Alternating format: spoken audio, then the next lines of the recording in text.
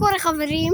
אני וחבר שלי, פעם ראשונה שאני עושה לכם את כל הזולה, סרטון של כל הזולה, זה סרטון ראשון, אוקיי? אני אמרתי לכם שפרשתי לא כל כך, כאילו פרשתי בסרטונים קצרים, אני אולי אתחיל לעשות סרטונים ארוכים. אז קודם כל ככה זה נראה להרגיש שיש לך את הזולה הכי טובה, כאילו בשכונה. יאללה, קודם כל כניסה, תן לעבור, זוז.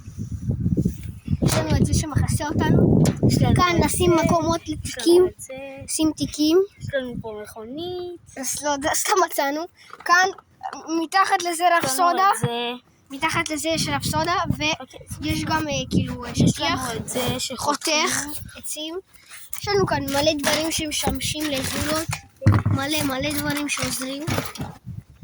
כאן מזרונים הבאנו, כאן יש לנו מקום שינה, כאילו מה זה שינה?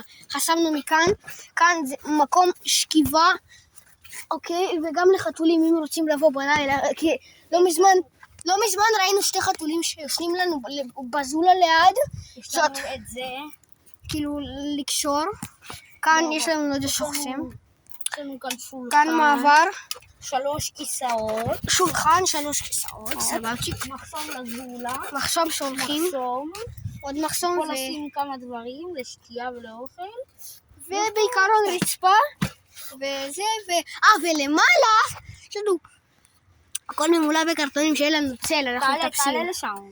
אין לי כוח, אז חברים, בקיצור זה הסרטון לא כזה ארוך, כי אפשר לעשות אותו גם בסרטונים קצרים, אבל אני מוציא אותו לסרטונים רגילים ביוטיוב, אז יאללה ביי ביי, תעקבו לחלק 2.